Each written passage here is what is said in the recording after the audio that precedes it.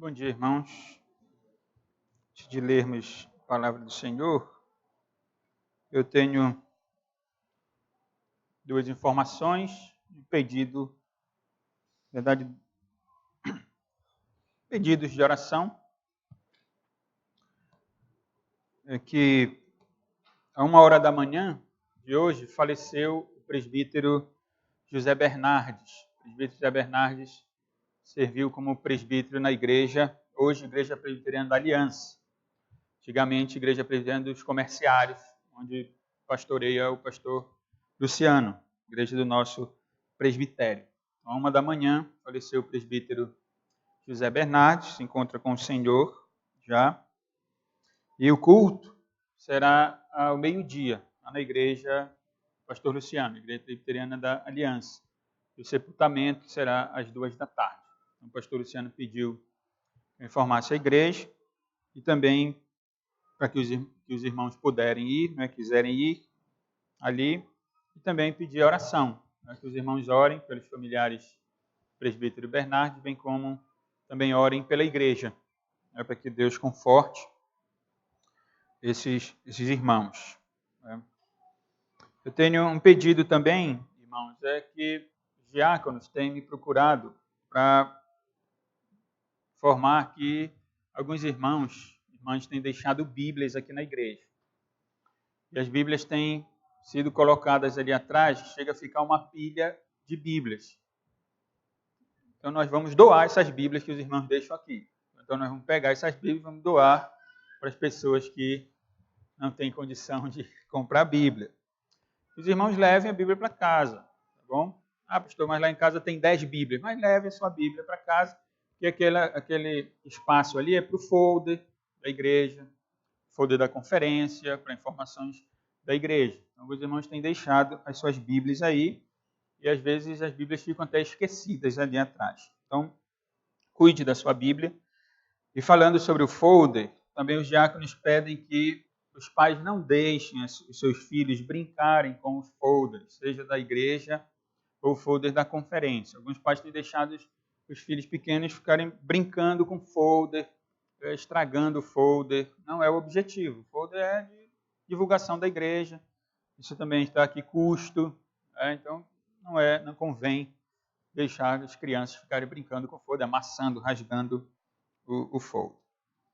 Por favor, irmãos. Então, entendam o aviso. Não é um puxão de orelha, mas é uma informação, uma instrução para a igreja. Falando do folder, já que eu estou com o folder aqui, nessa semana, se Deus permitir, nós vamos estar realizando a nossa 21ª Conferência Reformada Arpave Os Puritanos. Nossa conferência começa na quinta-feira, agora, se Deus assim permitir.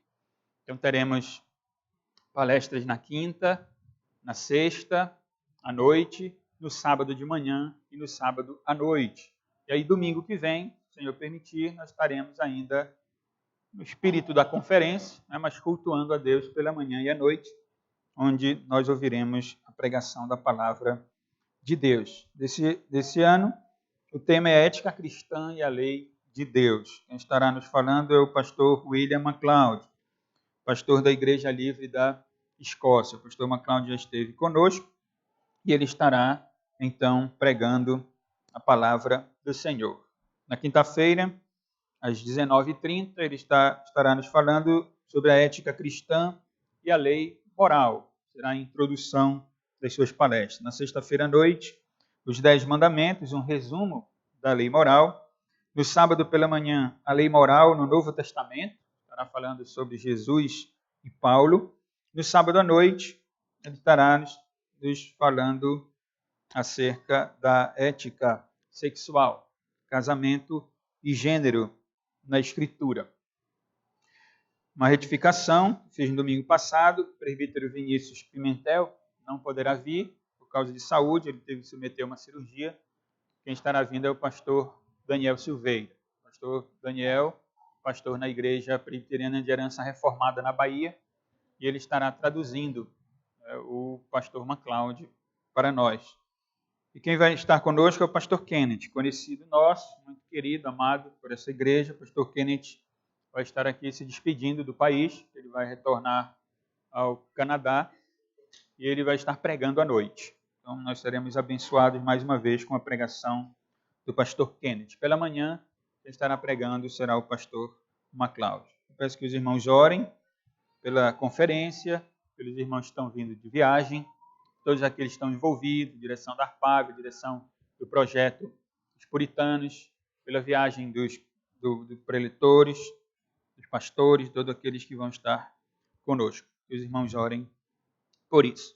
E ainda, irmãos, aproveito para lembrar mais uma vez que os irmãos quiserem servir na conferência. A conferência demanda trabalho, organização, então há algumas comissões, alguns irmãos estão à frente de alguns trabalhos que desenvolvem, com vistas à promoção dessa conferência. E os irmãos e as irmãs que quiserem servir, procurem esses irmãos, o diácono Silas, o diácono Emir, o diácono Zoênio, o diácono Wilson, o diácono Dilson, e a irmã France e a irmã Francinete também, que sempre servem a conferência, cuidando aí dos alimentos dos preletores, todos aqueles que vêm nos abençoar com a sua pregação, com o seu ensino, com o ensino da palavra de Deus. Então, irmãos, procurem os irmãos, aqueles que quiserem, puderem servir, que serão bem-vindos debaixo da coordenação desses irmãos. Vamos ficar de pé, irmãos, vamos ler a palavra do Senhor. Mais uma vez em Levítico 19, seu quarto sermão em Levítico 19. Então, Deus está nos falando por meio de Levítico 19, sem dúvida nenhuma. E tenho lido todo o capítulo nos últimos domingos, vou ler novamente, depois considerar alguns versículos. Levítico capítulo 19. Diz assim a palavra inspirada do Senhor. Disse o Senhor a Moisés: fala a toda a congregação dos filhos de Israel e dize-lhes: santos sereis, porque eu, o Senhor, vosso Deus, sou santo. Cada um respeitará a sua mãe e o seu pai, e guardará os meus sábados. Eu sou o Senhor, vosso Deus. Não vos virareis para os ídolos, nem vos fareis deuses de fundição. Eu sou o Senhor, vosso Deus. Quando oferecerdes sacrifício pacífico ao Senhor, oferecê-lo-eis para que sejais aceitos. No dia em que oferecerdes e no dia seguinte se comerá, mas o que sobejar ao terceiro dia será queimado. Se alguma coisa dele for comida ao terceiro dia, é abominação, não será aceita. Qualquer que o comer levará a sua iniquidade, porquanto profanou coisa santa do Senhor. Por isso será eliminado do seu povo. Quando também cegares a messe da tua terra, o canto do teu campo, não cegarás totalmente, nem as espigas caídas colherás da tua messe. Não rebuscarás a tua vinha, nem colherás os bagos caídos da tua vinha. Deixá-los-ás ao pobre e ao estrangeiro. Eu sou o Senhor, vosso Deus. Não furtareis, nem mentireis, nem usareis de falsidade, cada um com o seu próximo. Nem jurareis falso pelo meu nome, pois profanaríeis o nome do vosso Deus. Eu sou o Senhor. Não oprimirás o teu próximo, nem o roubarás. A paga do jornaleiro não ficará contigo até pela manhã. Não amaldiçoarás o surdo, nem porás tropeço diante do cego, mas temerás o teu Deus. Eu sou o Senhor. Não farás injustiça no juízo, nem favorecendo o pobre, nem comprazendo ao grande. Com justiça julgarás o teu próximo. Não andarás como um mexeriqueiro entre teu povo, não atentarás contra a vida do teu próximo. Eu sou o Senhor. Não aborrecerás teu irmão no teu íntimo, mas repreenderás o teu próximo, e por causa dele não levarás sobre ti pecado. Não te vingarás, nem guardarás ira contra os filhos do teu povo, mas amarás o teu próximo como a ti mesmo. Eu sou o Senhor. Guardarás os meus estatutos. Não permitirás que os teus animais se ajuntem com os de espécie diversa. Do teu campo não semearás semente de duas espécies, nem usarás roupa de dois estofos misturados. Se alguém se deitar com uma mulher, se for escrava, desposada com outro homem e não for resgatada, nem se lhe houver dado liberdade, então serão açoitados. Não serão mortos, pois não foi libertado. O homem, como oferta pela sua culpa, trará um carneiro ao Senhor, à porta da tenda da congregação. Com o carneiro da oferta pela culpa, o sacerdote fará expiação por ele perante o Senhor, pelo pecado que cometeu, e ser-lhe-á perdoado o pecado que cometeu. Quando entrardes na terra e plantardes toda sorte de árvore de comer, ser-vos-á vedado o seu fruto. 3 anos vos será vedado, dele não se comerá. Porém, no 4º ano, todo o seu fruto será santo, será oferta de louvores ao Senhor. No quinto ano comereis fruto dela, para que vos faça aumentar a sua produção. Eu sou o Senhor, vosso Deus. Não comereis coisa alguma com sangue, não agourareis, nem adivinhareis. Não cortareis o cabelo em redondo, nem danificareis as extremidades da barba. Pelos mortos não ferireis a vossa carne, nem fareis marca nenhuma sobre vós. Eu sou o Senhor. Não contaminarás a tua filha, fazendo-a prostituir-se, para que a terra não se prostitua, nem se encha de maldade. Guardareis os meus sábados e reverenciareis o meu santuário. Eu sou o Senhor. Não vos voltareis para os necromantes, nem para os adivinhos, não os procurareis para ser descontaminados por eles. Eu sou o Senhor vosso Deus. Diante das cães te levantarás, e honrarás a presença do ancião, e temerás o teu Deus. Eu sou o Senhor. Se o estrangeiro peregrinar na vossa terra, não o oprimireis. Como natural, será entre vós o estrangeiro que peregrina convosco. Amá-lo-eis como a vós mesmos, pois estrangeiros fostes na terra do Egito. Eu sou o Senhor, vosso Deus. Vamos orar, irmãos. Senhor nosso Deus, santo, santo, santo és tu.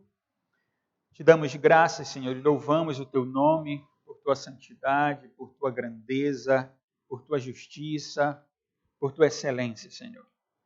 Reconhecemos, Pai, os teus atributos grandiosos e a nossa pequenez, Senhor. Assim como, Senhor, conhecemos a tua santidade, reconhecemos também, Senhor, a nossa pecaminosidade. A velha natureza de Adão ainda presente em nós, que nos conduz ao erro, ao pecado, à rebeldia contra a tua lei. Que o Senhor tenha misericórdia de nós, Pai, nesta manhã, perdoando os nossos pecados.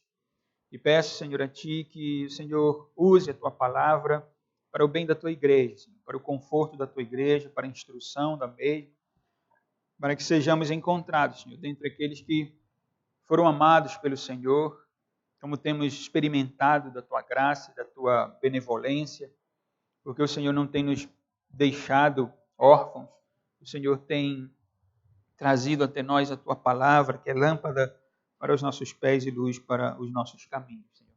Obrigado pelo Teu Espírito Santo, que inspirou a Tua palavra, que a tem preservado e que habita no coração de cada crente. Que o Teu Espírito, Senhor, nesse momento, nos auxilie, a mim, na instrução da Tua palavra, e aos irmãos, Senhor, na compreensão, na atenção que eles devem dar à Tua voz. Abençoa, Senhor, as nossas vidas. Abençoa, Senhor, as nossas igrejas. Abençoa a conferência, Senhor, que irá iniciar esta semana. Que o Senhor abençoe todos os preparativos. Que o Senhor abençoe os pregadores. Que sejamos edificados, confortados, consolados. Que o Senhor também abençoe aqueles que estarão nos visitando, os nossos convidados. Que sejam todos, Senhor, abençoados. Que haja salvação na vida daqueles que ainda não te conhecem. Abençoa também, Senhor, os enlutados, os enfermos da tua igreja. Abençoa a família do presbítero Bernardes, a igreja presbiteriana da Aliança, o pastor Luciano, todos aqueles irmãos que ali se congregam. Senhor, abençoa também os enfermos da nossa igreja. Cuida deles, conforta-os e continua conosco, Senhor, nesta manhã. Em nome de Cristo Jesus, teu Filho, é que nós oramos. Amém. Irmãos, podem assentar. Bom, estamos estudando já, como disse, hoje é o 4º domingo. Aqui estamos considerando o texto de Levítico 19. Levítico 19 se encontra na segunda parte do livro de Levítico, que envolve os últimos capítulos, do capítulo 17 até o capítulo 27, considerado pelos estudiosos como o Código de Santidade. São capítulos que tratam acerca da ética do povo de Deus, ou o comportamento, ou o modo como Israel deveria adorar a Deus. O modo que certamente iria diferenciar Israel dos demais povos, das outras nações circunvizinhas a Israel, a essa nação que Deus tem escolhido, amado e revelado os seus propósitos, revelado a sua lei. Os irmãos sabem que, para nós, aliancistas ou teólogos do pacto, teologia da aliança, nós não temos nenhum problema com o Antigo Testamento.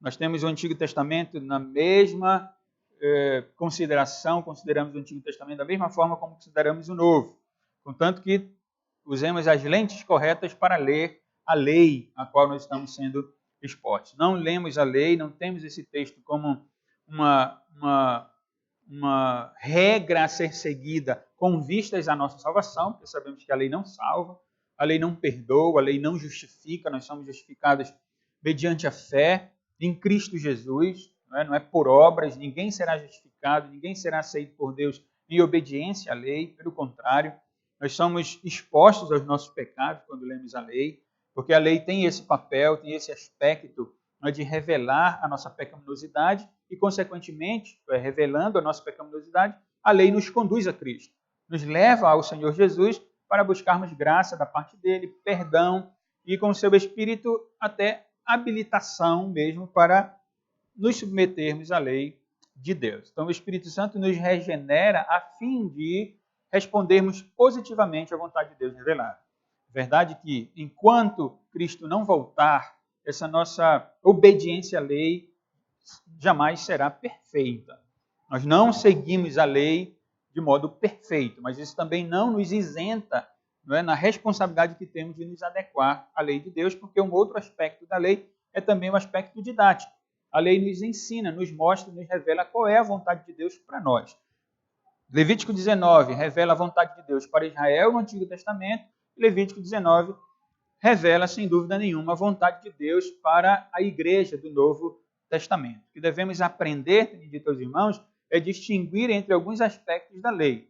O que diz respeito à lei cerimonial, o que diz respeito à lei civil, isso era para Israel, para a nação de Israel. Mas o princípio da lei moral permanece para nós.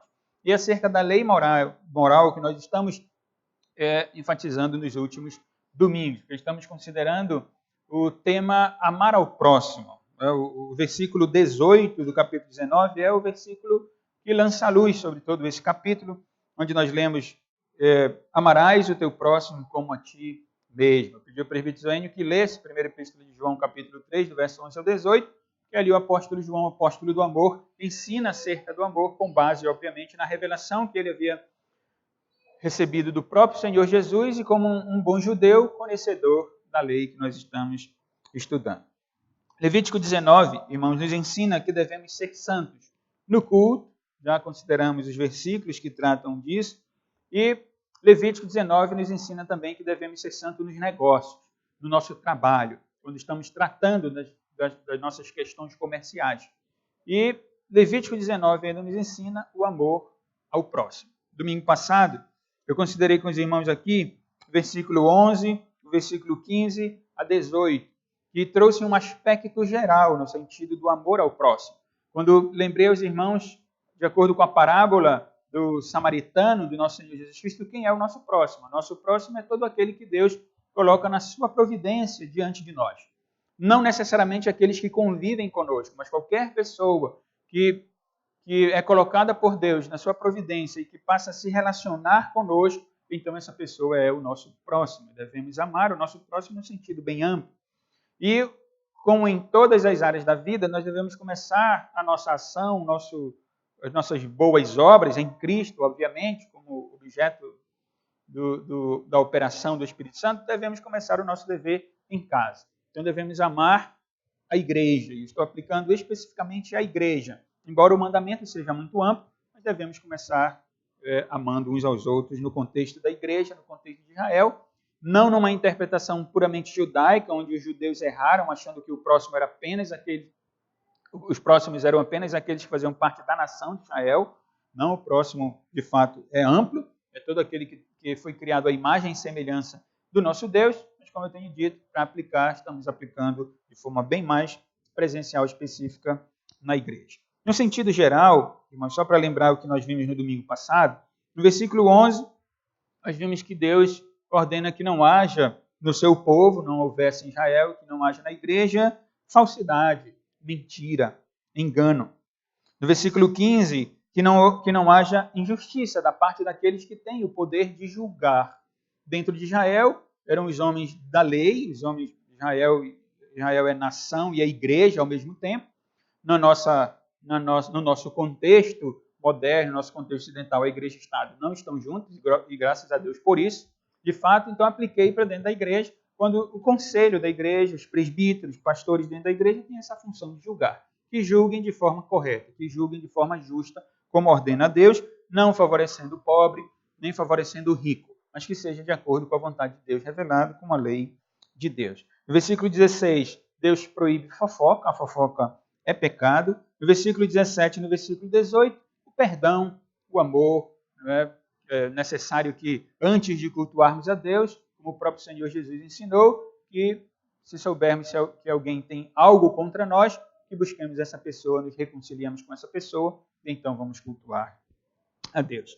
E hoje, irmãos, quero considerar de forma breve com os irmãos os exemplos específicos que Deus nos dá em Levítico 19 no que diz respeito ao amor ao nosso próximo.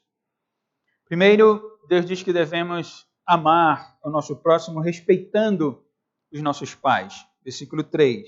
Depois, amando e cuidando dos deficientes físicos. Versículo 14. Honrando as mulheres. Versículos 20 a 22 e versículo 29, que eu vou ler com os irmãos. Honrando os anciãos e amando os estrangeiros. Esses são os exemplos específicos que Deus nos dá para exercermos ou para exercitarmos o amor, que é, sem dúvida nenhuma, a maior responsabilidade que temos. De acordo com o apóstolo João, nós amamos a Deus se nós amarmos os nossos irmãos.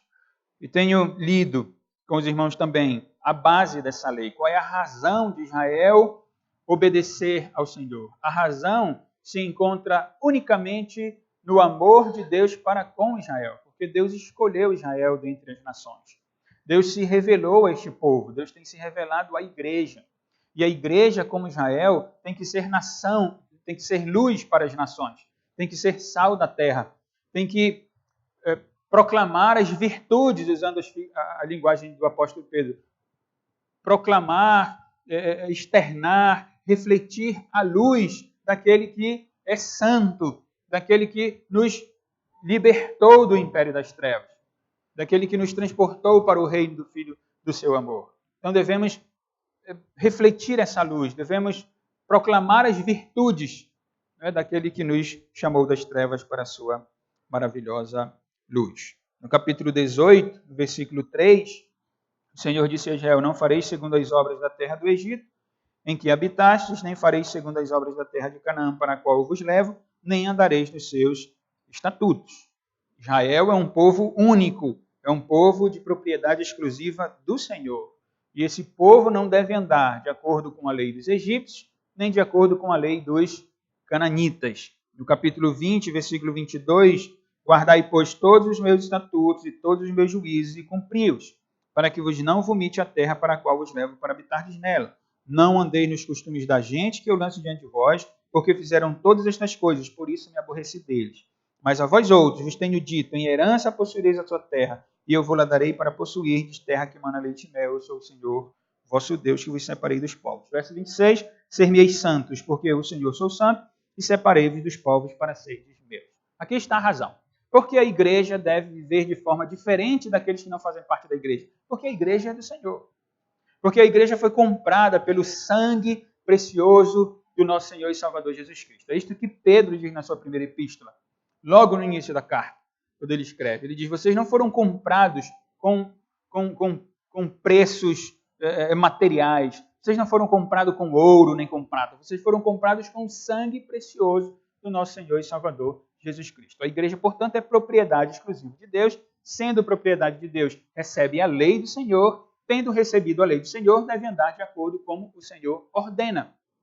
Não como uma imposição de um Senhor déspota, no sentido negativo, mas como um Senhor amoroso, um pai amoroso que instrui os seus filhos. Então vamos aos exemplos específicos sobre pai e mãe. Então a pergunta é: como devemos amar os nossos irmãos? Como devemos amar aqueles que são próximos de nós? No domingo passado, sentido geral, não enganar, não mentir, não fofocar. E agora, exemplos específicos. Como honramos a Deus e como amamos aos nossos irmãos ou aqueles que Deus põe próximo de nós. No versículo 3, nós lemos: cada um respeitará sua mãe e o seu pai. Esse é um princípio, esse é um mandamento do Senhor Deus. Honrar pai e mãe.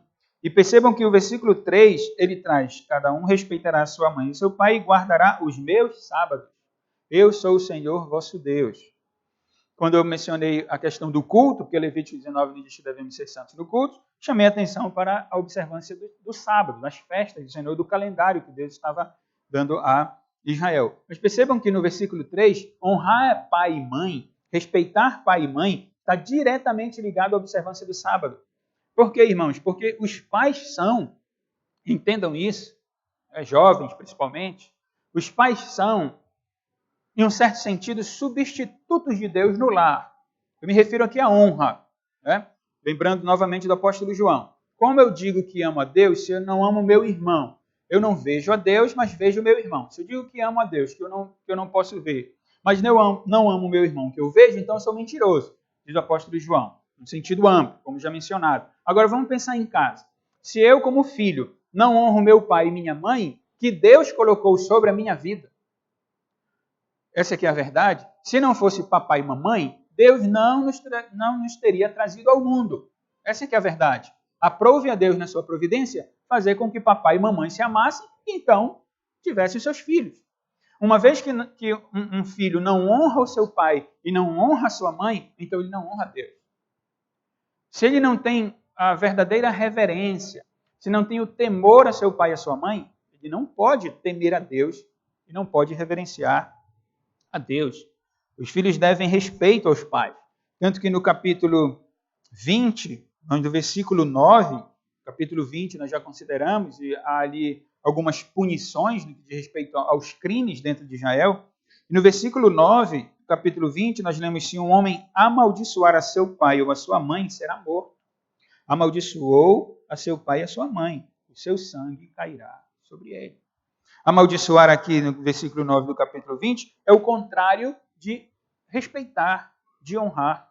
Amaldiçoar aqui é não dar importância, é desprezar, é não ter, irmãos, a autoestima que se deve ter. Paulo escreve aos Efésios, no capítulo 6, e diz aos filhos: honrem o pai e a mãe de vocês. Esse é o primeiro mandamento com promessa. É o mandamento do capítulo 20 de Êxodo. Honra teu pai e tua mãe para que se prolongue os teus dias na face da terra. Deus estabeleceu a família. Deus estabeleceu o pai e a mãe para o nosso cuidado. Deus estabeleceu a família. Deus estabeleceu essa dádiva que é pai e mãe para que nós começássemos a servir a Deus exatamente dentro do lar. De pouco importa cultuar a Deus se alguém desonra os seus pais. Se alguém não respeita pai e mãe, a maldição ela é trazida sobre essa pessoa. Abençoar é fazer prosperar.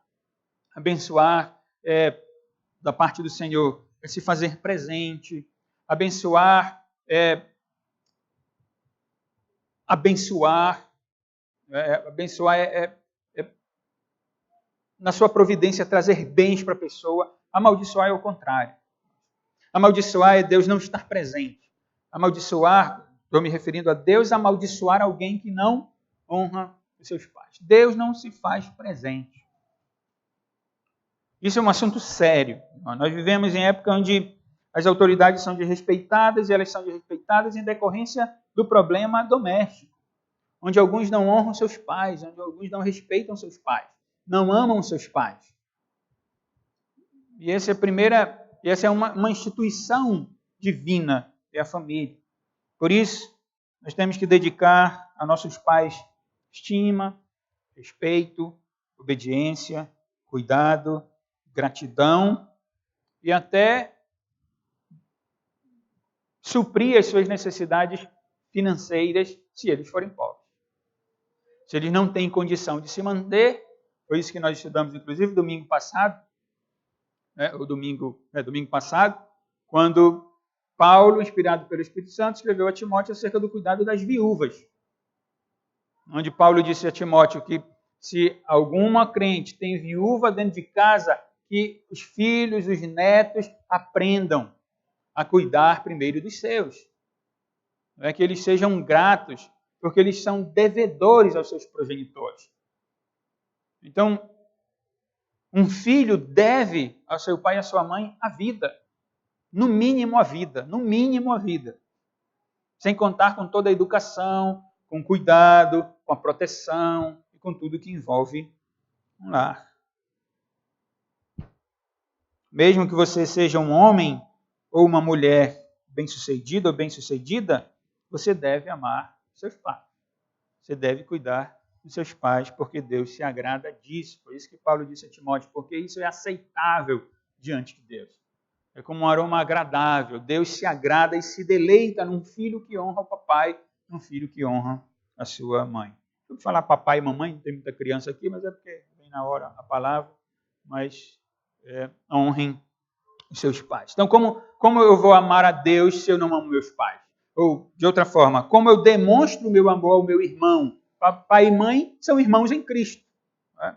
E eu devo amá-los pela honra que eles têm. Porque, afinal de contas, Deus os colocou para o meu bem. Independentemente dos erros de pai e mãe. Mas depois eu vou, no final, mencionar algo a respeito. Independentemente do erro, porque ninguém é perfeito, assim como nós devemos honrar as autoridades, não pela perfeição das autoridades, porque elas foram constituídas por Deus, do mesmo modo devemos honrar, respeitar, amar, enfim, nossos pais. Versículo 14, irmãos. Agora sobre os deficientes físicos. Versículo 14, o Senhor diz, não amaldiçoarás o surdo, nem porás tropeço diante do cego, mas temerás o teu Deus, eu sou o Senhor. Porque o Senhor dá ordem a Israel para que Israel não amaldiçoe o surdo, para que Israel não ponha tropeço no caminho do cego. Se os irmãos fizerem uma pesquisa rapidinha na internet, os irmãos vão ver que a história antiga mostra a perversidade dos seres humanos com relação aos deficientes físicos. Os surdos conhecem bem a história deles. Nós conhecemos também, porque os irmãos sabem que quase 20 anos conhecemos um pouco do contexto do surdo. E o cego não é diferente. Inclusive, os estudiosos que tratam deste assunto mostram como o Egito antigo, de onde Israel veio, matava os cegos e matava os surdos. Alguns acreditavam que os cegos, por causa da sua cegueira, tinham um espírito maligno. Quando alguns não acreditavam que os cegos tinham um espírito maligno, acreditavam que os cegos eram quase que divinos, porque como eles não tinham a visão, então as suas outras... esqueci o termo agora, os outros sentidos eram extraordinários. Porque, de fato, rapidinho aqui, um cego, por ser cego, ele desenvolve muito mais a sua audição, assim como o surdo desenvolve muito mais a sua visão. É natural, é a lei da compensação. Então, os egípcios eles tinham isso. Ou os cegos tinham espíritos malignos, ou eles eram homens quase que divinos. Na verdade, o que ocorria por trás disso era uma falta de compreensão, como em todas as outras áreas que estamos estudando, onde há trevas espirituais. Não há conhecimento das Escrituras Sagradas, não há conhecimento da vontade revelada da parte de Deus. Então, os códigos mais antigos não tinham em alta consideração os deficientes físicos. Não olhavam para os surdos como se fossem pessoas dignas, assim como não olhava para as mulheres como pessoas de segunda classe e, da mesma forma, os deficientes físicos. Só que Deus, quando dá o mandamento aqui para Israel, mostra que eles têm a sua honra. É verdade, vamos entender uma coisa, é verdade que, de acordo com ou segundo a criação, a narrativa da criação, ninguém veio com defeito.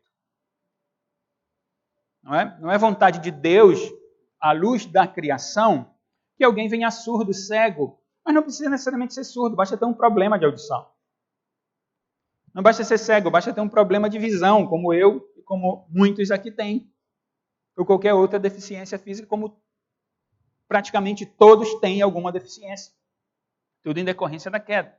Mas o fato de olharmos para Adão e Eva e ver que eles não tinham surdez ou cegueira ou qualquer outra deficiência física, isso não nos dá o direito de menosprezar aqueles que precisam de atenção especial por causa da sua deficiência. Desprezar aqueles a quem Deus honra é pecado. É pecado. Amaldiçoar é desprezar. Não amaldiçoarás o surdo. Não desprezem o surdo. Não desprezem o cego. Não coloquem tropeço no caminho do cego. Alguns intérpretes chamam mais atenção para o sentido figurado. O surdo é aquele na sociedade que não tem a sua audição motivada, e aí não tem informações de tudo que ocorre, da mesma forma como o cego é aquele que não consegue ler, que não consegue ver tudo. Bom, pode ser até aplicado nesse sentido amplo, de acordo com, assim como o Levítico 19 diz ensina que devemos honrar o pobre, devemos dar o salário do trabalhador, diarista, enfim. Claro que no sentido amplo sim, mas o termo aqui é literal mesmo. É surdo e cego. Quando Cristo vem ao mundo e cura cegos, coxos, surdos, sabemos que o primeiro propósito de Deus é revelar o seu poder sobre todas as coisas e a divindade do nosso Senhor e Salvador Jesus Cristo. Mas, ao mesmo tempo, irmãos, Cristo os cura para mostrar que eles também são dignos e que Deus também os ama e que Deus também atenta para a necessidade desses homens que têm a sua deficiência, sem dúvida nenhuma. Não somos pentecostais nem neopentecostais, não cremos que Deus pode curar, sabemos que Deus cura, mas nós não cremos nesse movimento de cura, como se Deus quisesse curar tudo quanto fosse enfermidade. Então, só um caminho para nós, que é o caminho bíblico, correto, de acordo com a nossa teologia, é acreditar, em primeiro lugar, que Deus é soberano, que Deus, assim como faz com que alguns nasçam surdos ou adquirem a surdez durante o percurso da sua vida, Deus nos traz problema de coluna, problema de estômago, problema na vista mesmo, e Deus é soberano. Então temos que admitir que Deus é soberano. Mas trazendo a responsabilidade para nós, irmãos, nós podemos curar, entre aspas, essas pessoas do texto aqui, o surdo, por exemplo, com a Libras. Pela graça de Deus, nós temos aqui no culto surdos que ouvem a palavra de Deus, através da Libras. Isso não é suficiente, deixa eu dizer para a igreja. Os surdos têm uma necessidade enorme de comunicação, então quando nós falhamos na comunicação com eles, eu chamo a atenção deles também. Vocês também têm que se esforçar para falar com os ouvintes.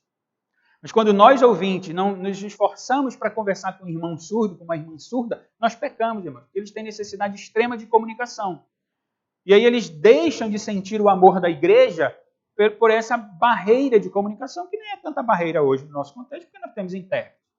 E os surdos também, não pensem que surdos não podem falar. Eles são oralizados, eles escrevem, eles conseguem escrever, conseguem se comunicar. Com relação aos cegos, nós temos o braille, a braille, né? A língua, enfim, dos surdos, dos cegos, diz lei. A Sociedade Bíblica do Brasil produz uma Bíblia em braille. Mas para que os irmãos tenham uma ideia, uma Bíblia, o trabalho que os livros em braille da SBB, se colocados um em cima do outro, eles formam uma coluna de mais de 2 metros de altura. Para que a Sociedade Bíblica do Brasil produza uma Bíblia em braille, ela gasta R$ 1.900. Isso se ela for encadernada. Se ela for em capa dura, ela custa R$ 2.900, a Bíblia em braille. Até onde eu sei, a SBB não vende Bíblia em braille, ela doa a Bíblia em braille. É necessário, então, que alguns contribuam com a SBB, para que a SBB produza a Bíblia em braille e, então, possa entregar nas mãos dos cegos. Ah, pastor, mas é cego porque ele não ouve. Porque não basta o áudio, você só ouve a Bíblia? Por que você só não ouve a Bíblia? Você gosta de ler, é a mesma coisa do cego. O cego quer ler a Bíblia dele. Então, o áudio é uma ferramenta para ele. Ele pode, sem dúvida nenhuma, ouvir a Bíblia, mas ele quer ler a Bíblia dele também. E como ele é cego, ele vai precisar dos dedos, do curso em braille, para poder desenvolver. Então, estou dando esse exemplo, irmãos, para ver como nós, igreja, nós podemos sim, irmãos, não amaldiçoar o surdo, nem botar tropeço no caminho do cego. Mas podemos e devemos ser bênçãos para eles, como temos sido, uma porção menor ou maior, nós acabamos sendo instrumentos para a vida deles, em cumprimento do que a Bíblia ordena. Não com um sentimento de, talvez ímpio, de coitadinhos, precisam disso, daquilo, porque eles não são coitadinhos de fato. Pelo contrário, Deus os criou assim. Deus os criou assim. Em Êxodo capítulo 4, quando Moisés estava levantando objeção contra o chamado de Deus, porque eu não sei falar, porque manda outra pessoa, porque isso e aquilo, os irmãos lembram do texto? O Senhor disse a Moisés: quem fez a boca do homem? Ou quem faz o mudo, ou o surdo, ou o que vê, ou o cego? Não sou eu, o Senhor? Esse é um dos versículos base dos ministérios de surdos que existem nas igrejas evangélicas, da qual eu já fiz parte. Mas isso é um fato. Deus criou o surdo como ele é. Deus criou o cego como ele é. Assim como Deus cria o pobre. Deus faz o pobre. A Bíblia diz que Deus faz o pobre e faz o rico. E nós, como igreja, devemos atentar para essas verdades bíblicas e abençoar, amando os irmãos dentro das responsabilidades da providência que Deus nos dá, como temos considerado. Então, devemos honrar pai e mãe, devemos abençoar os deficientes físicos, porque esta é a vontade de Deus, e honrar, obviamente, as mulheres também. É o terceiro assunto aqui, o terceiro exemplo específico que Deus nos dá. No versículo 20, Levítico 19, 20, 21 a 22, o texto nos ensina a honrar e respeitar as mulheres. Especificamente, no verso 29, a filha, no verso 20 a 22, a escrava, no verso 29, a filha. Verso 20 a 22, verso 20 nós lemos: se alguém se deitar com uma mulher, se for escrava desposada com outro homem não for resgatada, nem se lhe houver dado liberdade, então serão açoitados, não serão mortos, pois não foi libertado. Qual é a questão aqui no versículo 20, irmãos? É que as mulheres escravas, especificamente escravas, são dignas de honra. Imagine, irmãos, a lei... Os irmãos lembram e sabem que quando Deus dá a lei a Moisés, essa não é a primeira lei que existe no mundo. Existiam os códigos antigos. Um dos códigos mais famosos é o Código de Hammurabi, onde havia códigos, e sem dúvida isso foi fruto da graça comum de Deus. Porque mesmo antes de Deus se revelar a Moisés e dar a lei a Moisés, o Senhor vinha na sua providência dando leis aos homens. Afinal de contas, o homem tinha consciência, o homem tinha a questão moral impressa no seu coração. Ele deveria desenvolver leis para o bem da sociedade, mas as leis ainda eram, não traziam o fato peculiar, único de Israel, onde Deus diz: eu sou o Senhor. Vocês são meu povo, eu sou o Senhor. Eu sou o dono de toda a terra, eu estou presente com vocês. Então, se havia discriminação com deficientes, os irmãos sabem que as mulheres também não eram consideradas lá essas coisas no mundo antigo, fora da igreja do mesmo modo. Mas o Senhor não, o Senhor mostra que a honra sim, as mulheres têm honra sim, e o fato aqui no versículo 20 é que não se devia, irmãos, ter relações sexuais com escravos. É isso que Deus está proibindo no versículo 20. Porque o contexto de escravidão era de que a escrava era propriedade do seu senhor. E era a propriedade do seu senhor como um objeto qualquer, como um carro de mão, uma enxada, uma pá ou qualquer outra coisa. Então o seu senhor se achava no direito de abusar da sua escrava. Mas o Senhor está dizendo: não pode ser assim. A escrava não é propriedade do seu senhor. Há uma questão cultural ali, onde ela, vou já fazer referência à carta de Paulo a Filemon, em favor de Onésimo. A escravatura era uma questão cultural, bem pontual ali na época, e Deus até tolera em um certo sentido, mas de forma nenhuma como um pagão. O Senhor não tem o direito sobre a sua escrava. Então o versículo diz: se alguém se deitar com uma mulher, se for escrava desposada com outro homem e não for resgatada, isto é, o Senhor tinha uma escrava, a escrava era propriedade dele, no contexto cultural, porque ele tinha o direito de vender ou comprar uma escrava. Certamente aqui era uma fora de Israel. Então, se o homem tinha uma escrava e essa escrava estava desposada ou noiva ou comprometida com outro homem, provavelmente com outro escravo. Então, o Senhor tem uma escrava, a escrava está prometida a outro homem. E o texto diz que se esse homem, então, se deitar com essa mulher, e ela não foi resgatada ainda, ela não casou, ela não foi lhe dado ainda a liberdade, o que acontece? Então, esses dois, o homem, o senhor e a escrava, eles serão açoitados.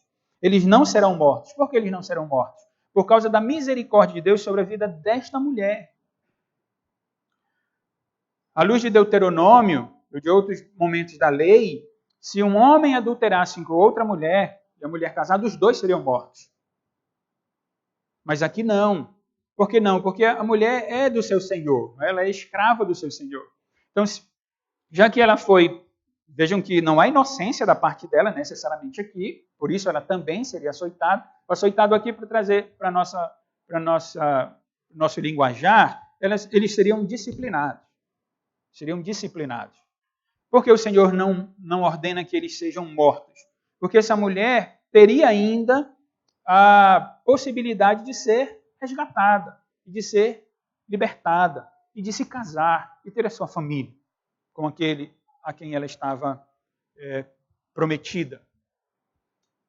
Então o Senhor revela a sua misericórdia, a sua graça sobre essa mulher, que nesse contexto ela não tem muito direito, muita liberdade.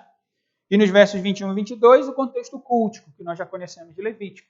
O que Deus está dizendo eles teriam que ser disciplinados, prestar um culto a Deus, essa linguagem cultica veterotestamentária, especificamente aqui em Levítico, o homem como oferta pela sua culpa trará um carneiro ao Senhor à porta da tenda da congregação, já vimos isso nos primeiros capítulos. Com o carneiro da oferta pela culpa, o sacerdote fará expiação por ele.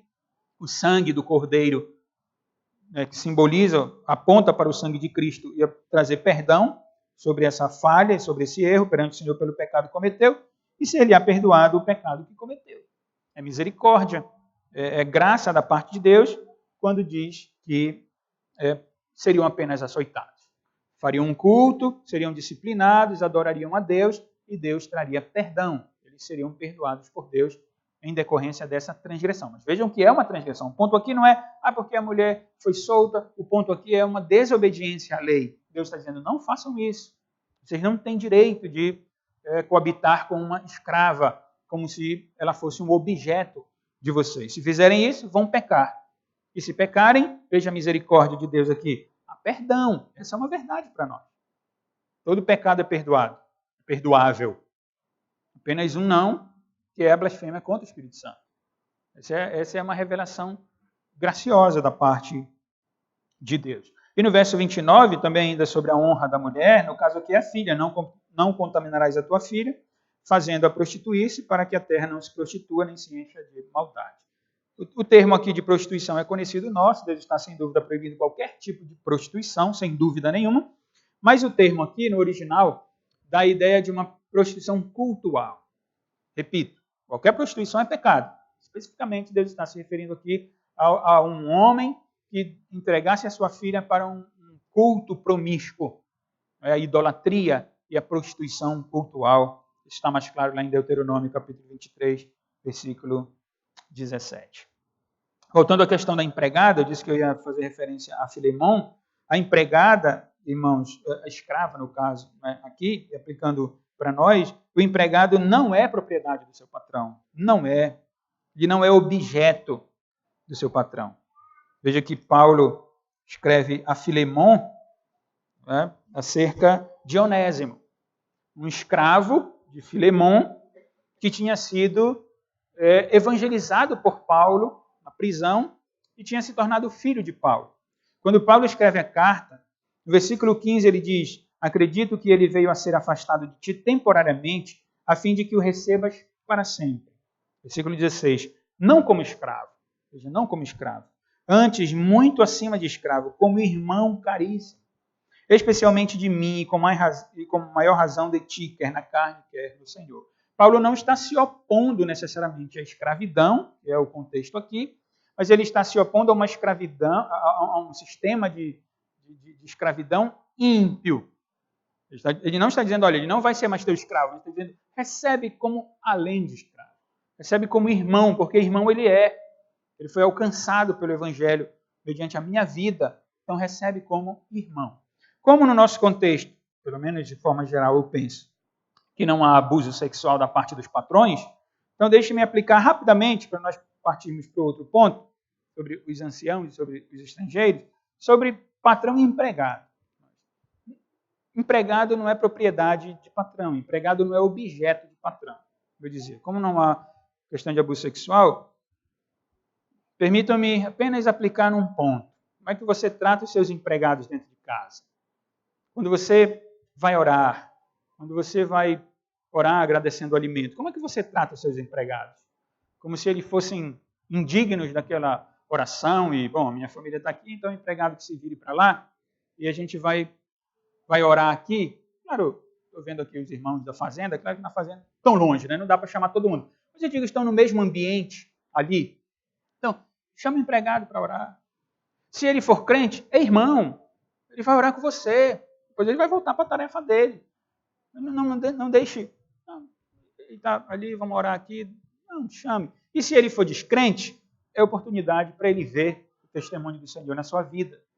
Porque se você não faz isso, seu empregado vai sempre se achar, de fato, indigno desse evangelho, de qualquer ação espiritual que você faça. Então, pense nisso. Né? Fechando parênteses aqui, eu saí do texto para aplicar um pouco para os irmãos, e agora eu estou retornando.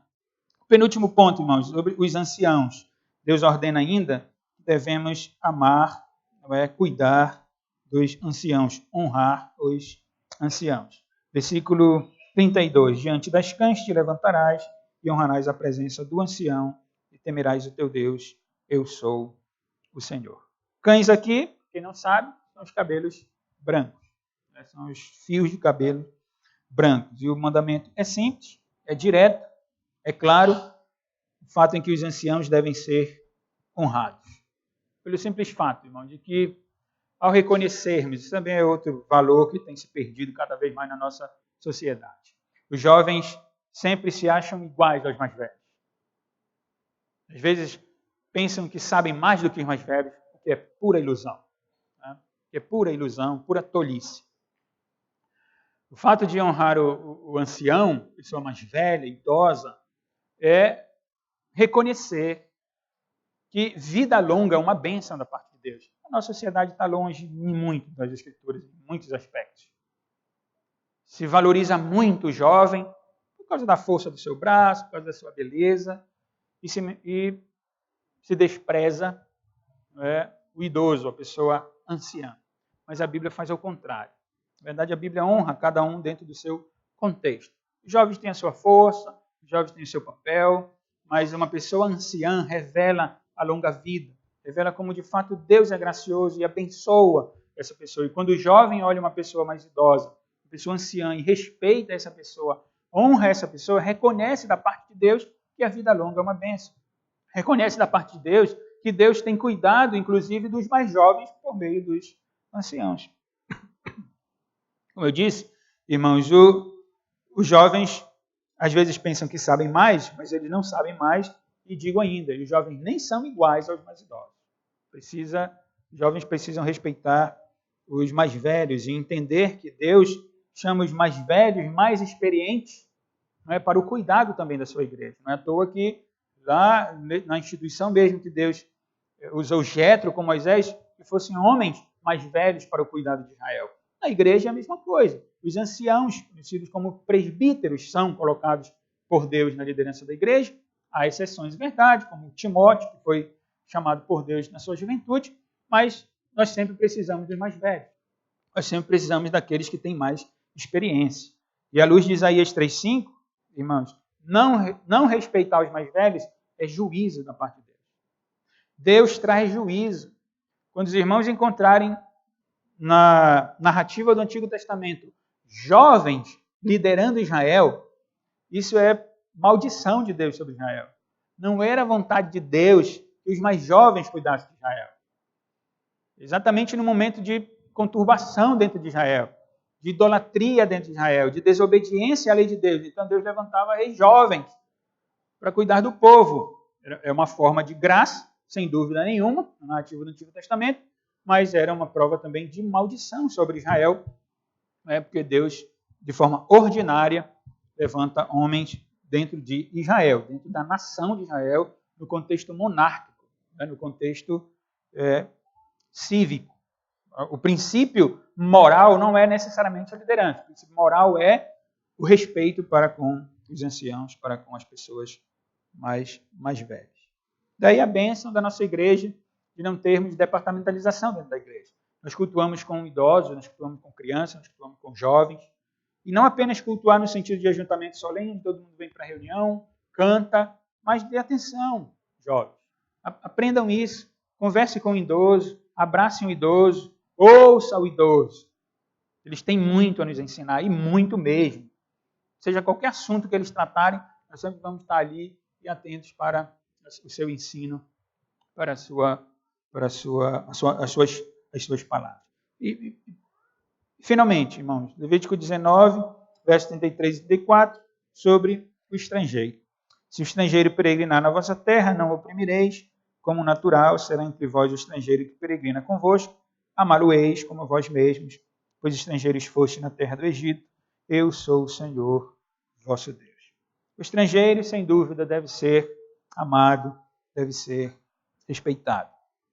E Deus ensina isso a Israel, no nosso contexto específico, depois de Israel ter sido escravo no Egito, depois de Israel ter sido estrangeiro no Egito. Quem é um estrangeiro? É aquele que tem pouco direito, o estrangeiro é aquele que não tem muita voz. Só que dentro de Israel, o estrangeiro e o nativo tinham os mesmos direitos. Porque Israel deveria revelar a bondade de Deus, a misericórdia de Deus para com aquele estrangeiro e peregrino. Não simplesmente pelo fato de eles não terem voz, mas primeiro porque eles também são criados, foram feitos à semelhança de Deus. E ainda penso, irmãos, que na verdade o estrangeiro dentro de Israel, pouco importa o fato dele ser estrangeiro. Porque o plano de Deus original era a salvação sobre toda a terra. Nos lembro de Gênesis capítulo 12, quando Deus se revela a Abraão, diz que na descendência de Abraão, na semente de Abraão, todas as famílias da terra seriam benditas. Quando nós chegamos em Marcos capítulo 16, o Senhor ordena que todos devem ir, evangelizar, pregar o evangelho a toda criatura, porque o objetivo de Deus é alcançar toda criatura. Quando chegamos ao capítulo 3 da carta de Paulo aos Gálatas, Paulo diz aos Gálatas, olha, os verdadeiros filhos de Abraão são os da fé. Então quebra o sistema nacional. Ou seja, o plano de Deus é alcançar todas as famílias da terra. Então, dentro de Israel, dentro da igreja, pouco importa se alguém nasceu nesse pedaço de terra, se alguém nasceu no outro pedaço de terra. O fato é que todos nós somos igreja. E todos nós somos um povo só. O povo de Deus. O povo que tem a lei de Deus. E devemos nos amar, devemos amar uns aos outros. Como Deus nos amou. Aqui em Levítico, a prova do amor de Deus para com Israel é ter tirado Israel do Egito. Para nós, Israel, do Novo Testamento, a igreja de Jesus Cristo, a prova do amor de Deus está em Deus tirar Israel do Egito e em Cristo morrer na cruz do Calvário, nos dando salvação eterna, liberdade diante de Deus, direitos diante de Deus. E o estrangeiro aqui está no mesmo barco, está no mesmo pacote, está no mesmo grupo, é igreja. Então, por isso, nós devemos amar os nossos irmãos estrangeiros também. Afinal de contas, a igreja é a família de Deus. E na igreja todos nós somos iguais. Irmãos, Levítico 19 tem que ser pregado assim mesmo, tá? Versículo, outro versículo, outro versículo. É Deus falando com Israel bebê. Né? Israel é criança ainda. Então Deus está mostrando cada ponto para Israel, dizendo, olha, meu filho, é assim que você tem que fazer aqui. Você lava o prato assim, você lava o banheiro assim. Não é assim que a mãe e o pai vão ensinar os meninos, né, quando são pequenos. É assim que Deus está fazendo com Israel. No nosso caso aqui que nós estudamos, respeite seu pai e sua mãe, honre os deficientes físicos, honre as mulheres, honre os anciãos e honre os estrangeiros, amando-os, como eu ordeno na palavra. E deve ficar para nós concluirmos.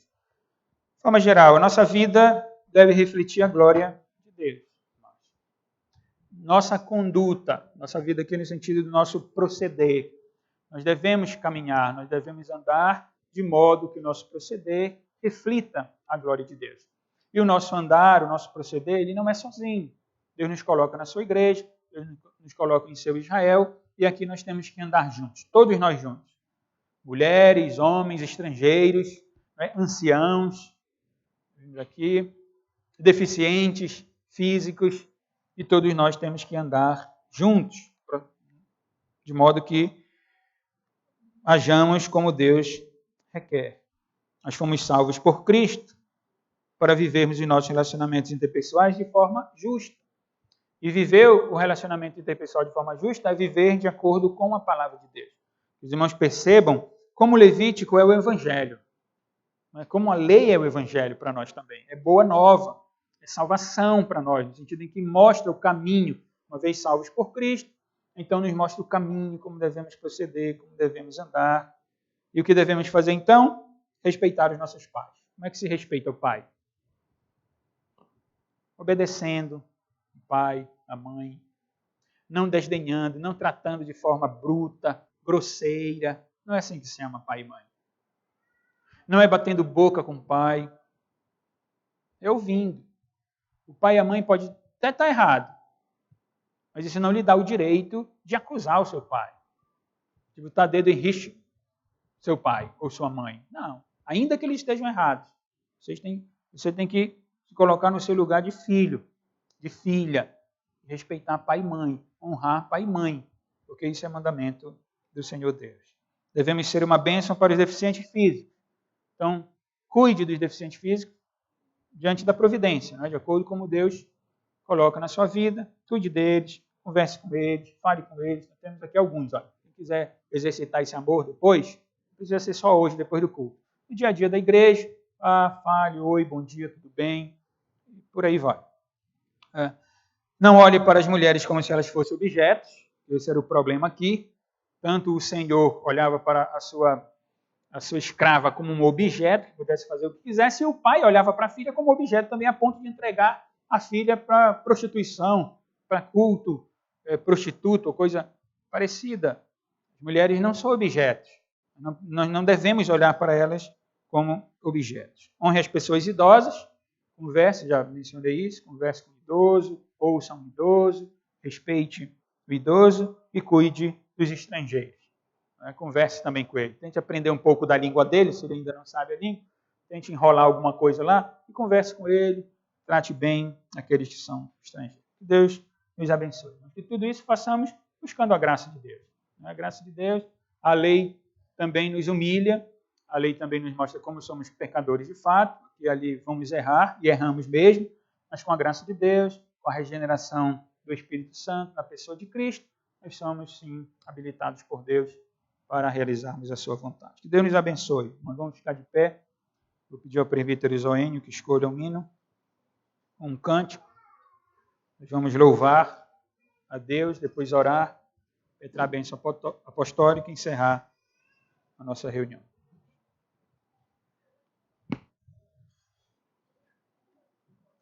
Inário número 110A.